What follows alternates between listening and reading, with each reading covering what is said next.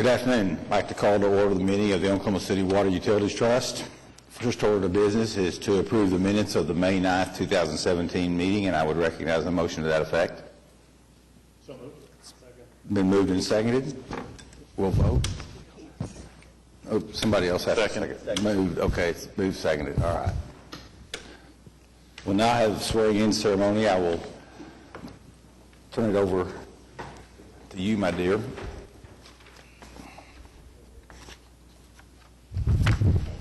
Repeat after me. I, David Greenwell, I, David Greenwell, I, David Greenwell, do solemnly swear that I will support, obey, and defend I will support, obey, and defend the Constitution of the United States the Constitution of the United and States the Constitution of the State of Oklahoma, and the Constitution of the State of Oklahoma, and that I will not knowingly receive, and that I will not knowingly receive, directly or indirectly, any money or other valuable thing money or other valuable thing for the performance or non-performance for the performance or non-performance of any act or duty pertaining to my office other other than the compensation allowed by law. I further swear that I will faithfully discharge my duties as a trustee of the Oklahoma City Water Utilities Trust to the best of my ability. Congratulations. Thank you.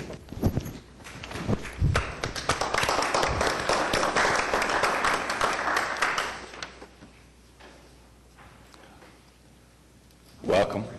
Again.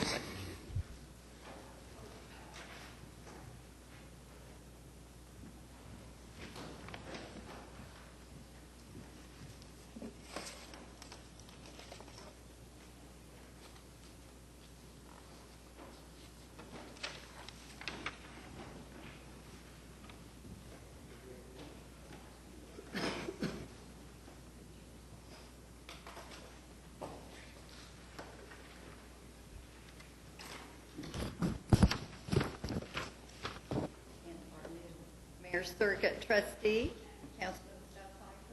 I, Mark K. Stonecipher, I, Mark K. Stonecipher, do solemnly swear that I will support, obey, and defend I will support, obey, and defend the Constitution of the United States the Constitution of the United States and the Constitution of the State of Oklahoma, and the Constitution of the State of Oklahoma, and that I will not knowingly receive, directly or indirectly, any money or other valuable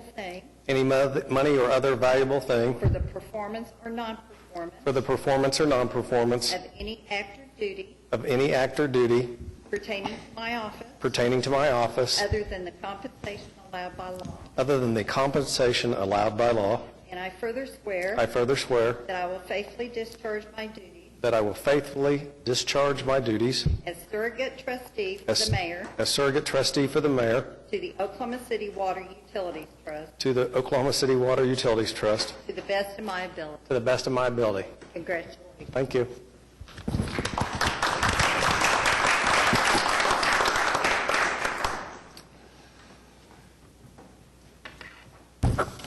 Thank you, Francis. Welcome, everyone, again. Next, we'll have a consideration of nominations, first for the election of chairman. I move Carl Edwards for the office of chairman of the Oklahoma City Water Utilities Trust. Second. Are there other nominations? No. You're not getting off that easy. It's been moved and seconded that Carl Edwards will be elected chairman. All in favor, please say aye. Aye. We need to vote. Oh, I'm sorry. I'm flustered.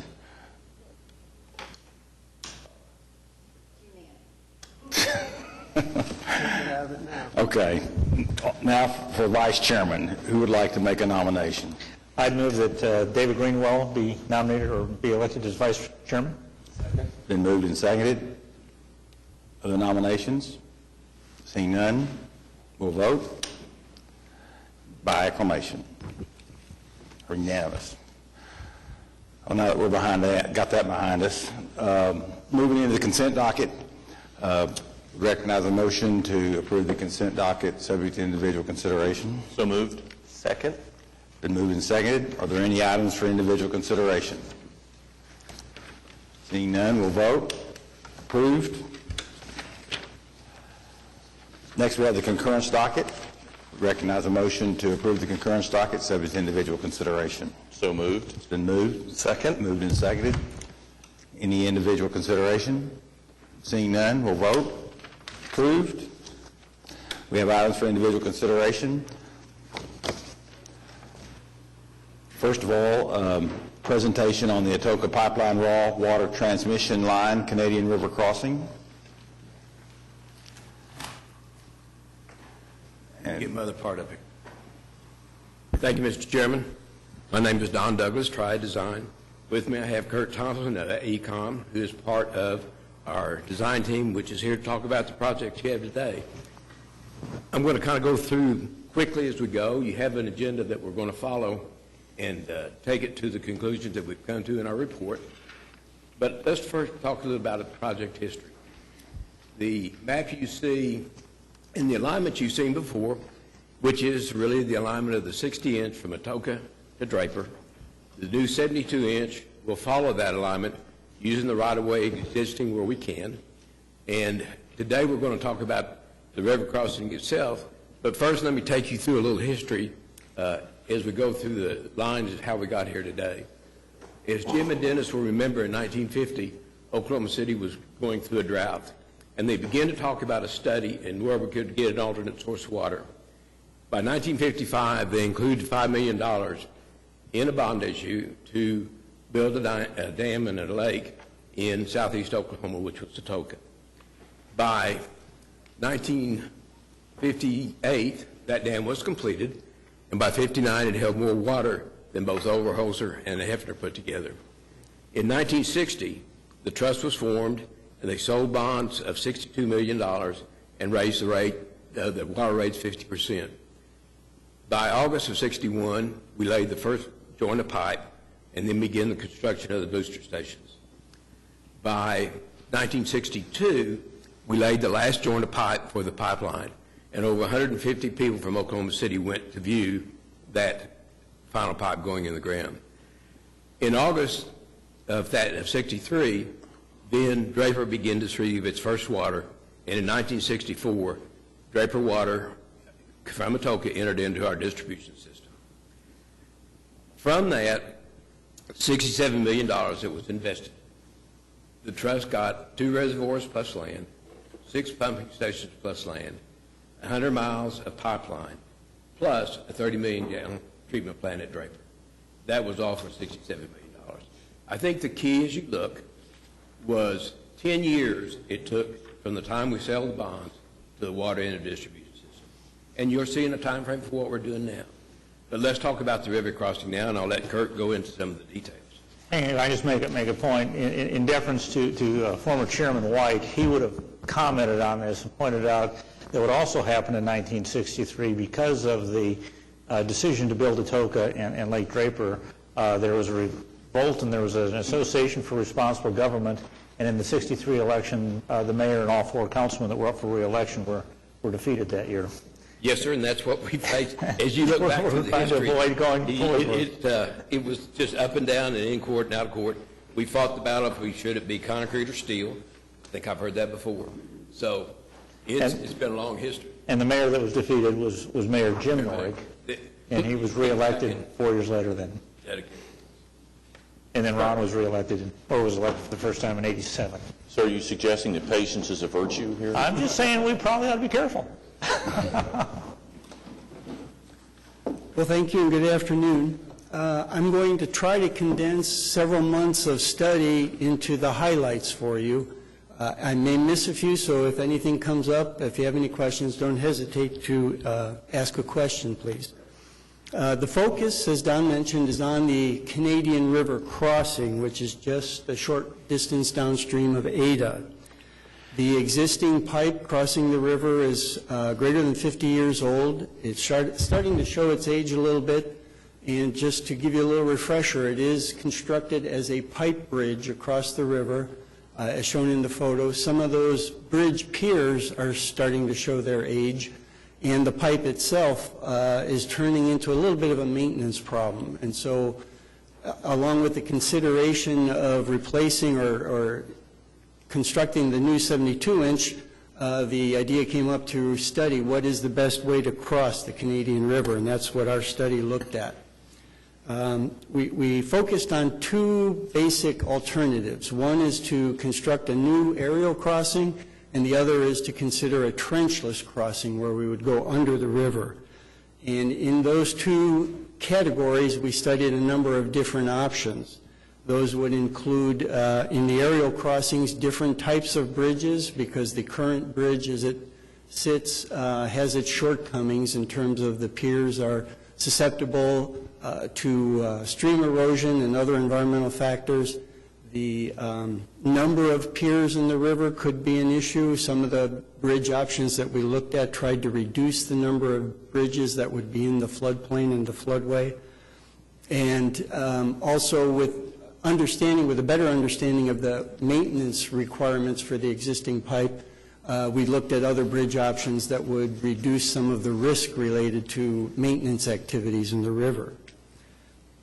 So the three main categories that we looked at for aerial crossings are just sticking with the existing pipe bridge type approach, looking at a truss span bridge. With a truss bridge, you have fewer piers in the river, and you also have improved access to the pipeline for your maintenance activities.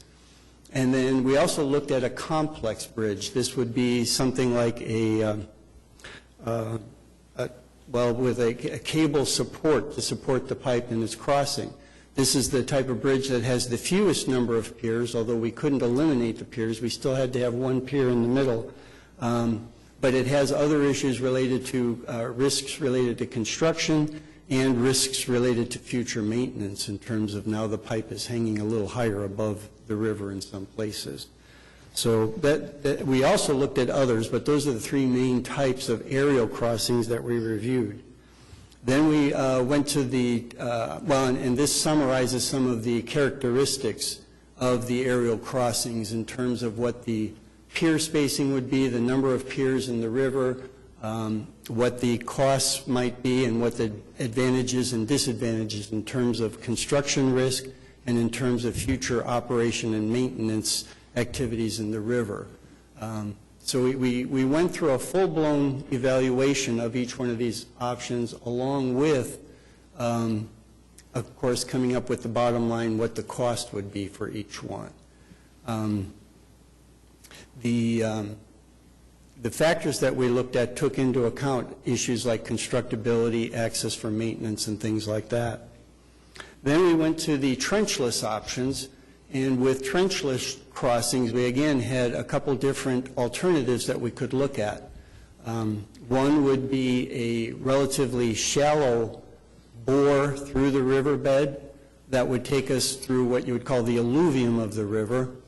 The other one would be a deep microtunnel that would go through the sandstone. Fortunately, the records from the original pipeline construction across the river provided us with a lot of good geotechnical information. We will need more geotechnical information depending on how we proceed in the future with the design, but we did have a good base of geotechnical knowledge that shows that there's a good sandstone layer where we could tunnel through. So, and then with the deep microtunnel, we also had a couple different options as sub-options, and that is whether or not the tunnel would be cased and whether or not the tunnel would be created through a microtunnel machine or whether it would be a typical jack and bore with some either rock blasting or other technique to remove the rock under the river. So again, we looked at a number of different options all under this trenchless crossing category, and when we got there, we looked again at all the different factors of what does it take, how much spoil material does each option generate, how long does each one take to construct, what are the risks related to each type, and put together an evaluation matrix and developed a number of different cost estimates for each different option so that we could, as closely as we can, compare apples and apples for all of these different options. Ultimately, we ended up with probably close to 20 different options that we looked at. Some we screened out early in the process. For example, horizontal directional drilling, which is another trenchless crossing technique, was screened out early on because this is at a size that is beyond what has been accomplished. It's very close. The largest horizontal directional drill that has been installed is a 60-inch, and we're looking at 72-inch. So even though it's been done at 60 and people think they could do it at 72, we thought that that was a little too risky to go further with consideration. But again, we have a small table here showing you some of the comparisons that we did. The diameter for a microtunnel versus a rock bore, both to accomplish roughly the same type of crossing. That one of the biggest advantages, of course, of the trenchless category is that there is no disturbance to the riverbed itself. This would all occur underground through shafts that would be constructed on each side of the river, the north and the south side.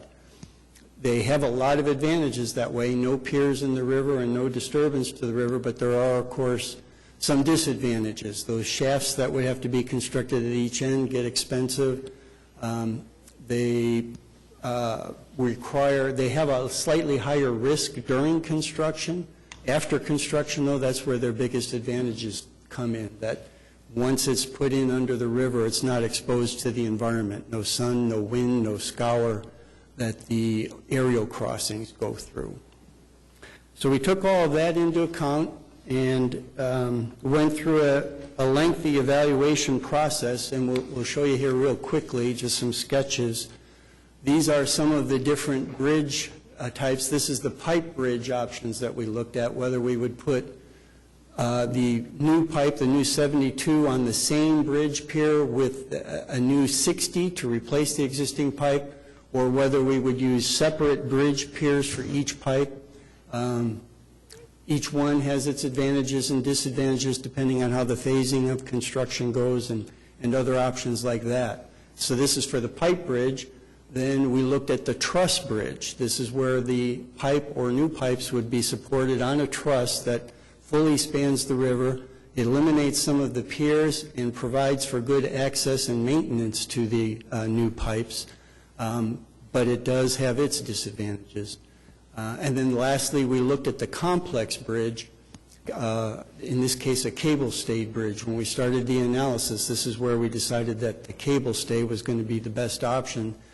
Unfortunately, when we started that analysis, we also came to a reckoning fairly quick that this was not a cost-effective option. This was easily the most expensive, and it involved some complex construction techniques that raised the risk during construction. So even though we did study this, you'll see that it's not really a competitive alternative. Then we get to the microtunnel alternatives, and here this represents a couple of the different options. One where we have the pipe installed in casing under the river. That is, you put a slightly larger pipe into the riverbed and then install the new pipe within that. Provides a little extra level of protection, but to be honest, nowadays the new tunneling techniques make it sort of obsolete. The only reason that we would consider installing a casing is if a permitting agency required it. The state of the art these days is not to use a casing pipe unless somebody requires it. But this shows some of the different shallow. We did take a full look at the possibility of shallow tunneling where we would only be 20 to 30 feet deep in the riverbed. And then we looked at the casing of it, and then we looked at the deep tunnel that would be constructed using a microtunneling machine in the deeper sandstone layer of the river.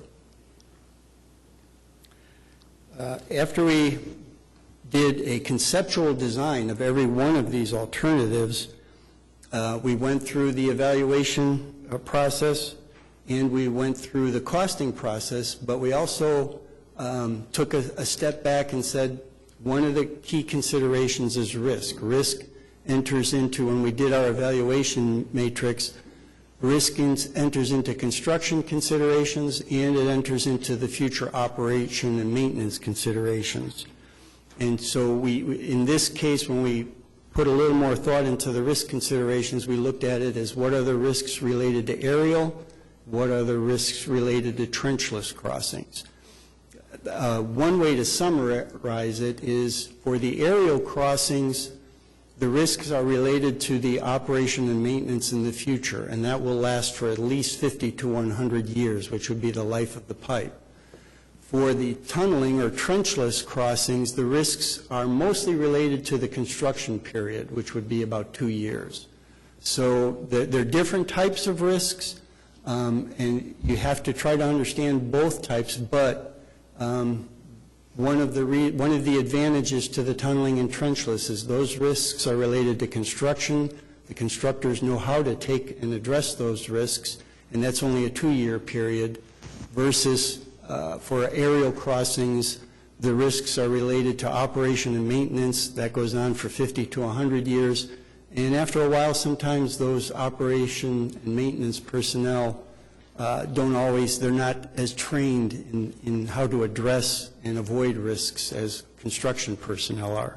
So we're leaning, this is your decision, but we would be leaning towards saying risk considerations. Once you get through construction, the advantage goes to tunneling. Now for the bottom line that a lot of people are most interested in are the cost estimates. This is just a screened set of alternatives that we looked at, but these alternatives represent apples to apples in terms of they're looking at a new 72-inch pipeline along with a replacement 60-inch pipeline for the existing pipeline. So all of these 1A through 5B represent that same consideration. The truss bridge, which when we first approached this, we thought that looked like a pretty viable option, but the costs come out quite a bit higher. And then you can see that the complex bridge was approaching $50 million. The microtunnel deep bore, that's as compared to the shallow bore, is what we recommend right now. It's not the cheapest, but it's very close to the cheapest. The microtunnel shallow bore could be slightly cheaper, but again, when we went back and evaluated the risks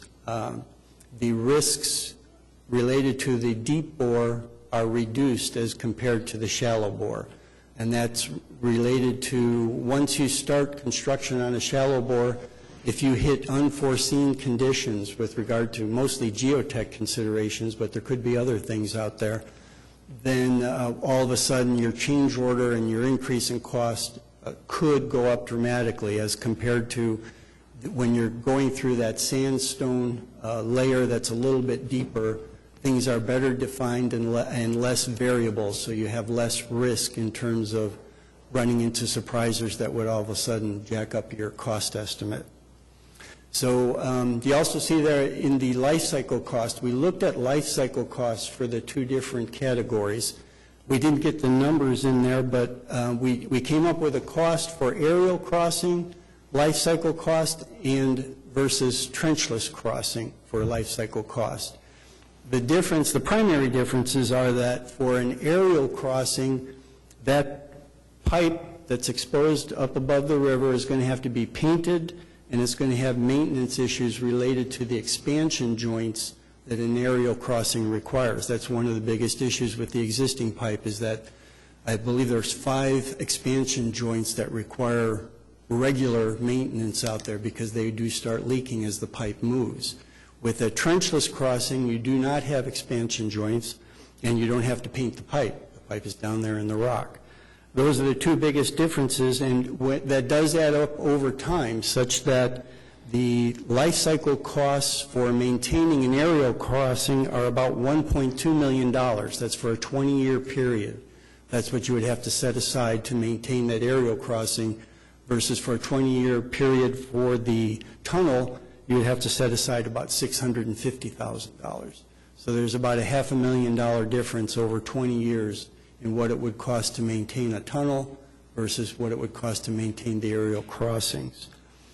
So the bottom line is we recommend the deep microtunnel bore when you consider risk, when you consider cost. We feel that that is your best option for constructing both the replacement 72-inch pipeline and the replacement 60-inch pipeline.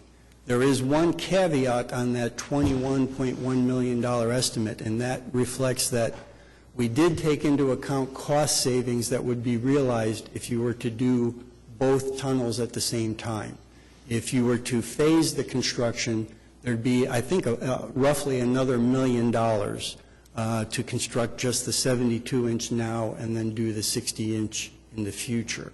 So there is a cost savings that's reflected in that $21 million cost estimate for the... Is there any reason to phase it? The only reason would be financing. Okay. If you can come up with the financing, then there's no good reason to phase it. And I believe that is, well, the last thing is to talk about our next steps. We are prepared to go to 35% design. We feel we could have that 35% design done in August of this year, and then if we could move into final design for 65% and 100%, we would have the designs complete roughly next June, and the project could go to bid at that time. And the estimate is 1.5 to 2 years for construction. And I say, of course, the other part of the code your answer is, the quicker we can get that bridge structure out of there, the better we are. Right, okay. Any other questions? Yeah, could we go back to the exhibit that we started out at, looking at the various alternatives?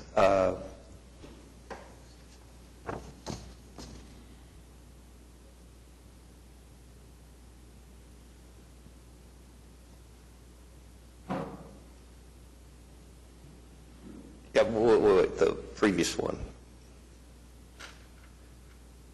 No, the next one. Well, the one that shows tunneling underneath the river or the bridges, that exhibit.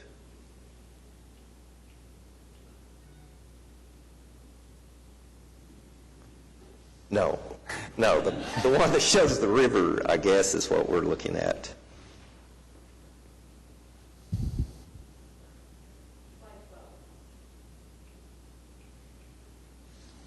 Okay, yeah. So you're suggesting the deep micro tunnel.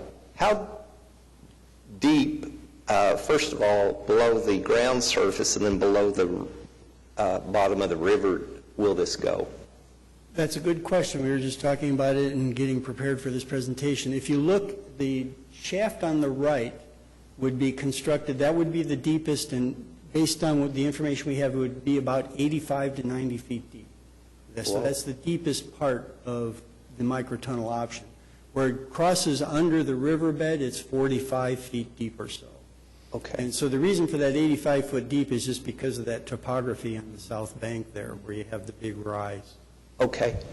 Now, the shallow microtunnel, just above that, what's its depth in comparison to the deep microtunnel? It's about 40 feet deep in that shaft, which means it's 20 to 30 feet deep where it crosses the river, closer to 20 feet. Okay. And, you know, there's two colors. They're a darker brown and then a lighter brown. What does the lighter brown represent? That's representing roughly the alluvium of the river. That's where you will run into sands, gravels, cobbles, and boulders. And that's what raises the risk for that shallow microtunneling. You design your cutter ahead for the sands and gravels that you're expecting. If you run into a cobble or a boulder, then that's where you have your problems because the cutter head won't get through it. Right. Well, from a security standpoint, the deep microtunnel certainly looks like it provides the best solution. Are there places along the pipeline other than the river that the pipeline is exposed? I I mean, is it mainly above ground or is it below ground? It's below ground in most places, except when we did the survey, across the creeks in some of the low areas, that old line is more shallow and is exposed. Okay. All right. Thank you. Other questions? Thank you, Mr. Chairman. Thank you. We need to vote to receive the Alternatives Analysis Report, Project WC 0875. Move we receive the report. It's been moved and seconded. The vote approved. Second item is presentation on universal water and wastewater agreements.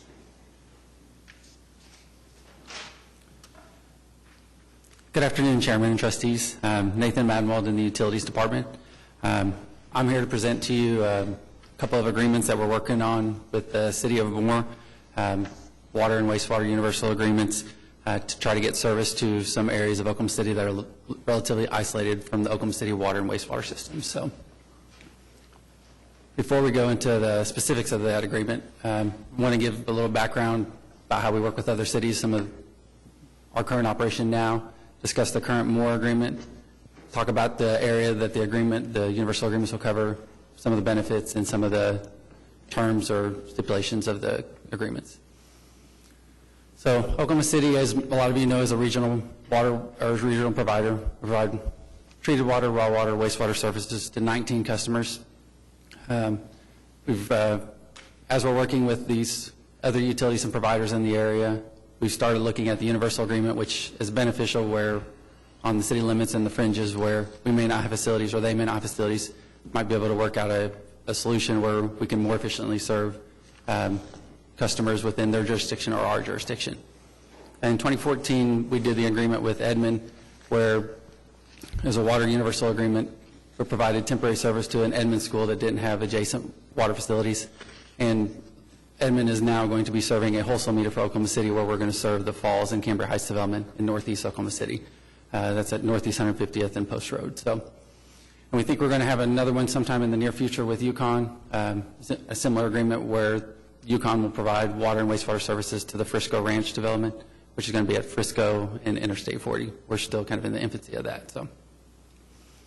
So the current Moore agreement, we provide wholesale water service to them through our standard agreement.